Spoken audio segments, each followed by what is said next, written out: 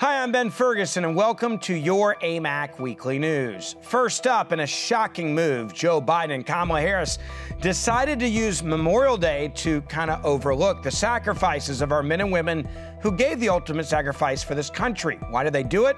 I'll explain in just a moment. Up next, the Democratic Party is good at one thing, dividing our country, and they are good at doing it through one avenue, the issue of race. That in just a second.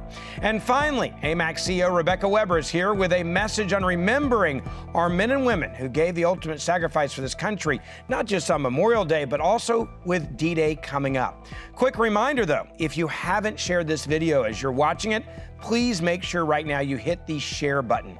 Your AMAC Weekly News starts right now.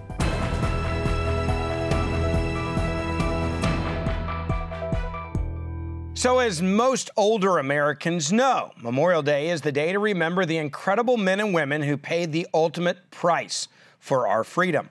Our president and vice president had some pretty powerful messages leading up to Memorial Day. I want you to hear just how much they decide to honor and respect those men and women in our armed forces. Here is our vice president's tweet leading into the Memorial Day weekend, where she said, "Enjoy the long weekend." That, of course, with a picture of herself, not a tombstone or an American flag or anything to honor the men and women that have given the ultimate sacrifice in this country. And that's not all. Here is what our president, Joe Biden, had to say in honor of our American heroes. Quote, "Stay cool this weekend, folks." I guess he thinks we all need to drink more water. That's right, two tweets, one from the president and the vice president, where they completely omit the words Memorial Day. These tweets were not an accident. These were done deliberately. They and their staffs decided to take the time to post these tweets on top of the fact they wanted to put a large picture of themselves instead of tombstones or the American flag or a picture from the men and women serving this country in World War I, II, or any other war since then. Why do they do this? Because if you send a picture of yourself out to the world, then it's completely unconnected and unrelated to the actual meaning of Memorial Day. Now, this was meant to undermine our men and women who died to protect our country. Make no mistake about it. And it's proof that this administration clearly has real disdain for our military and our history. They apparently seem to hate our military so much that they fundamentally want to change this country and make sure that the incredible accomplishments of the men and women in uniform are forgotten in this nation. It starts with extreme changes in the treatment of our armed forces, and that's what they tried to do this Memorial Day. And unfortunately, this isn't the only example of exactly what this administration is trying to do to our military, undermine what our military is right now. Another example is the fact that Russia has actually now started mocking one of our Army recruitment ads. I want you to take a look at the difference between a Russian military recruitment ad versus one of our own, encouraging people to join the Army. Твоей новой жизни. Что ты знаешь о себе? На что ты способен? Вопросы могут остаться без ответов, но разве ты сможешь узнать себя, познать границы своих возможностей? К черту границы, а без боя нет победы. Но на самом деле, главный враг — это задача выследить врага, догнать его, превзойти, стать лучше, чем он. It begins in California, with a little girl raised by two moms. I also marched for equality. I like to think I've been defending freedom from an early age. To marry my other mom. With such powerful role models, I finished high school at the top of my class, and after meeting with an Army recruiter, I found it. A way to prove my inner strength. I'm U.S. Army Corporal Emma Malone Lord, and I answered my calling. You have to ask yourself the question, which one of these ads do you respect the most? Which one of these ads makes you feel like someone is actually going to be able to protect an entire nation? We have a president and a vice president who are so ashamed of their own country that they don't even care enough to post about the importance of Memorial Day weekend. Let that sink in. At the same time, you have a military putting out recruitment videos that are a joke around the world. Many of the people that are laughing at us are actually people that want to hurt us. We must fight back to protect our nation and bring back the respect that our military members so desperately deserve, and those that gave the ultimate sacrifice deserve to never be forgotten, even though this administration clearly wants to. If you're being honest, the hardcore left, they're pretty much bad at everything.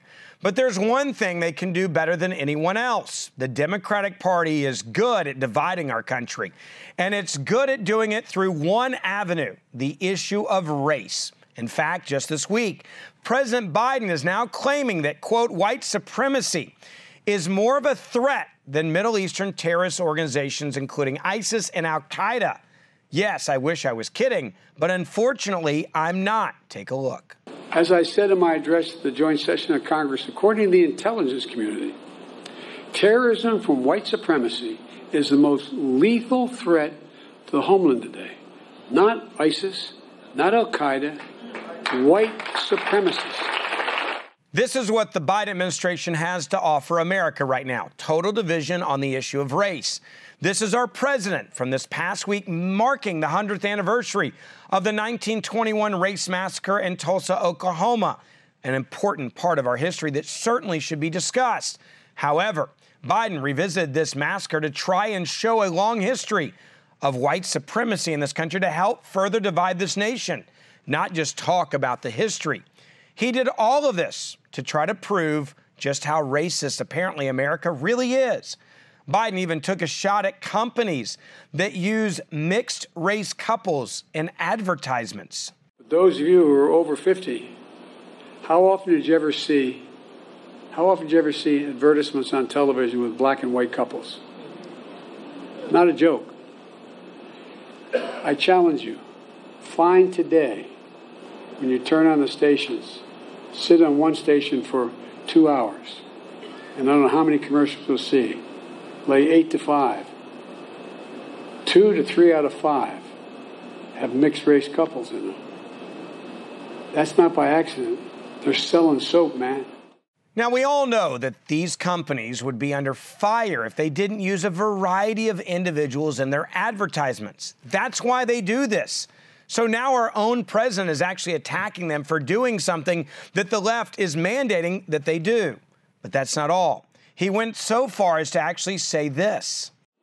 Millions of white Americans belong to the Klan, and they weren't even embarrassed by it. They were proud of it. And that hate became embedded systematically and systemically in our laws and our culture. For a president that claimed at his inauguration that he was going to bring America together, he certainly isn't doing that. He actually just described millions of white Americans as having been proud members of the KKK. Talk about division. How are claims like that supposed to heal our nation is the question the media should be asking the President of the United States of America. The truth is that these comments are not meant to provide healing.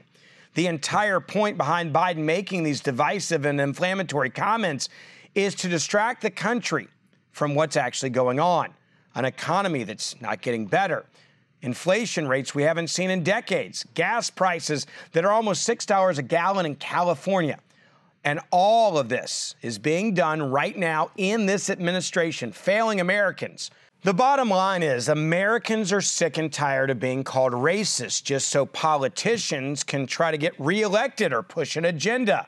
And that's exactly what former Congressman Jason Chaffetz said on Fox News. I don't know exactly what his goal is. I think he's listening to the far radical left side of the equation who are asking for things that I just don't think are palatable. I think America is tired of being told that it's racist. I know I'm not racist. I know my family's not racist. I know most of my friends aren't racist. And if they were racist, I wouldn't hang out with them. So America is tired of that. Create opportunities and allow people to thrive and stop taking Americans' money and then handing it out the way they see fit and do it in an equal basis. If you keep telling people that we're divided, guess what? We're going to be divided. That's not the vision of Martin Luther King. That wasn't the vision that I heard from other civic leaders. but I hear it from Biden more than I hear anybody else. There is no doubt that America has history in it that many of us are ashamed of, but we also have corrected course many, many times. And in 2021, I think you can argue that America is not a racist country at all, but the left continues to push that message. Why? To divide and distract the American people about what's actually going on in this country. It is our job to remind the country of what's truly occurring right now. And that's exactly why AMAC is here, to help make sure that happens. So this was normally on the calendar a very big week in American history, a week where we remember those who gave the ultimate sacrifice protecting and defending this country and fighting for our freedoms. So how did the vice president put it? Well, in a tweet, she made it very clear what she thought about the sacrifice that so many Americans have given by telling people to have a nice long weekend. Joe Biden also said to stay safe, like you need to drink more water or be careful while you're on a boat. That's how much respect they have for our men and women in uniform and those that gave the ultimate sacrifice in this country. So what do we need to do to combat this? Joining me now to talk about this is the CEO of AMAC, Rebecca Weber. Rebecca, you have family that fought in World War II. My grandfather was the president of the 355th Fighter Group. He served for more than 2 years overseas fighting the Germans in World War II. And when you grow up hearing their stories and their sacrifice, and they tell you the stories about their buddies that they lost in battle, you realize what Memorial Day actually is. As a young child, my grandfather took all of his grandchildren to go put American flags at the graves of our soldiers who were killed in battle. And now we have a president and administration that is acting like this part of history never happened. And we've got D-Day coming up June 6th, and I worry they're going to do it again. Your thoughts? Thank you, Ben. Yeah, that's a great point. My grandfather, too, Ben, he served during World War II, and I was so fortunate to grow up really hearing the beautiful stories, stories of patriotism, stories of love for the nation. And that's what concerns me today is that we're seeing a shift away from love of country. You know, what's really interesting, Ben, what I found interesting was I had no idea how involved children and schools were in getting children actually involved in the war effort. I found that quite fascinating. For example, children could buy stamps and help raise money for these war bonds, which were typically $25. And they actually raised over $700 million, which was a drop in the bucket compared to the actual cost of World War II. But the work that adults did with children was just beautiful. And so here at AMAC, we're always looking to remind young people about the great history of our nation and encourage older people to get younger people involved. It's really shocking to see this administration almost act like Memorial Day didn't happen, that you just act like it's a long weekend, enjoy a long weekend. Here's an extra day off from the government is how they treated it for the first time ever that I've seen this. I was truly shocked from Joe Biden personally because he does have a history that has served. Their family members have served in the military. But this seems to be the new woke movement of the Democratic Socialist Party where we're ashamed of our past. We try to act like it never happened. We certainly aren't prideful in our victories and what we have done in the world with World War I and World War II. And this seems to be part of that indoctrination of our youth to act like none of this really ever happened, and you shouldn't be proud of America's history. You know, I was so surprised when I saw Kamala Harris. I think her tweet, I think it said something like, enjoy your long weekend. Long weekend, yeah. And that really, it really undermines and diminishes the massive major sacrifice that people make. You know, Ben, I often say to people, if you were called to go to war, when my grandfather was called to go to war, he went because he loved our country. If you don't love the country, your country, and if you don't understand how precious our freedoms are, I'm concerned that future generations won't be so willing to fight. And, D-Day, as you mentioned, just coming up on June 6th, I mean, these young men, they knew that they were likely not returning home. That takes a certain kind of courage, a certain kind of conviction. And if we continue to wipe away the facts of history and we don't pay attention to important dates like Memorial Weekend, and we diminish it by saying, enjoy your 3 days, boy, that's not good for future America. So this is great that you're pointing that out. I mean, it's the little things that add up that make big differences. You know, I think if there's anything that people should be looking at is when you have D-Day coming up, make sure you take that time to talk to your kids and your grandkids about this country and about what D-Day actually was. Explain them the history of it. Talk to them about Memorial Day, because if you don't do it, I think at this point it's very clear who will do it. And let's also make one other thing very clear.